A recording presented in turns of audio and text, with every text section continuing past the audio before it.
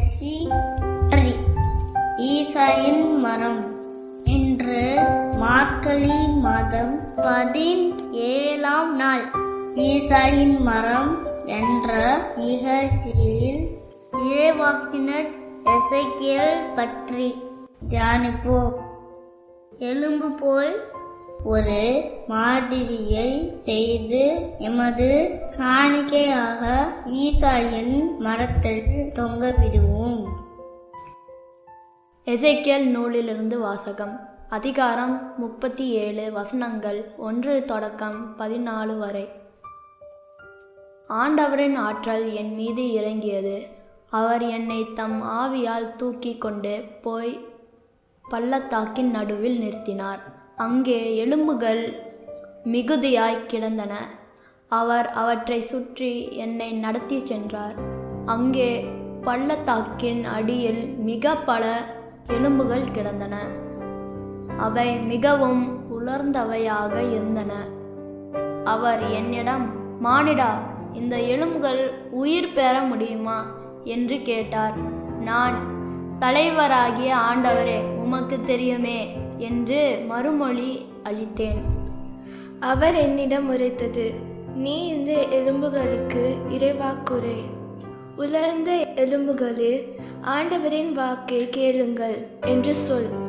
தலைவராகிய ஆண்டவர் இந்த எலும்புகளுக்கு இவ்வாறு கூறுகிறார், நான் உங்களுக்குள் உயிர் மூச்சு போக செய்வேன், நீங்களும் உயிர் பெறுவீர்கள். நான் உங்களை நரம்புகளால் தொடுப்பேன், உங்கள் மேல் சதையை பரப்புவேன், உங்களை தோலால் மூடுவேன்.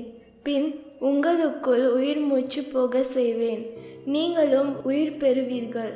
அப்போது நானே ஆண்டவர் என அறிந்து கொள்வீர்கள். எனவே எனக்கு கட்டளையிட்டபடி இறைவாக்கு உரைத்தேன். நான் இறைவாக்குரைக்கையில் உராயும் ஓசை கேட்டது. ஒவ்வொரு எலும்பும் தனக்குரிய எலும்புகளுடன் சேர்ந்து கொண்டது. நான் பார்க்கையிலேயே அவற்றில் நரம்புகள் ஏற்பட்டு சதை தோன்றி தோல் அவற்றின் மேல் மூடியது. ஆனால் அவற்றில் உயிர் இன்னும் வரவில்லை.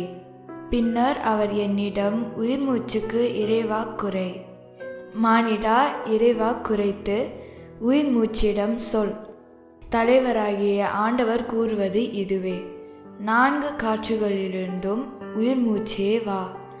நீ வந்து கொலையுண்ட இவர்களுக்குள் புகு. அப்பொழுது இவர்கள் உயிர் பெறுவர். எனவே அவர் எனக்கு கட்டளையிட்டவாறு இறைவாக்குரைத்தேன். உடனே அவர்களுக்குள் உயிர் மூச்சு புகுந்தது. அவர்கள் உயிர் பெற்று காலூன்றி மாபெரும் படைத்திரள் போல் நின்றனர். அவர் மேலும் என்னிடம் கூறியது, மானிடா, இந்த எலும்புகள் இஸ்ரேல் வீட்டார் அனைவரையும் குறிக்கும். அவர்களோ, எங்கள் எலும்புகள் உலர்ந்து போயின, எங்கள் நம்பிக்கை அற்றுப்போய்விட்டது, நாங்கள் துண்டிக்கப்பட்டு விட்டோம் என சொல்கிறார்கள். எனவே அவர்களிடம் சொல், தலைவராகிய ஆண்டவர் கூறுவது இதுவே, எங்கள் மக்களே, இதோ நான் உங்கள் கல்லறைகளை திறக்கப் போகிறேன். உங்களை உங்கள் கல்லறைகளிலிருந்து மேலே கொண்டு வருவேன். உங்களுக்கு இஸ்ரேல் நாட்டை திரும்ப கொடுப்பேன். அப்போது எங்கள் மக்களே, நான் உங்களை கல்லறைகளை திறந்து உங்களை அவற்றிலிருந்து வெளிக்கொணர்கையில் நானே ஆண்டவர் என்பதை அறிந்து கொள்வீர்கள். என் ஆவியை உங்கள் மீது பொழிவேன், நீங்களும் உயிர் பெறுவீர்கள். நானும் உங்களை உங்கள் சொந்த நாட்டில் குடியமர்த்துவேன். ஆண்டவராகிய நான் உரைத்தேன், நானே இதை செய்தேன் என அப்போது அறிந்து கொள்வீர்கள் என்கிறார் தலைவராகிய ஆண்டவர்.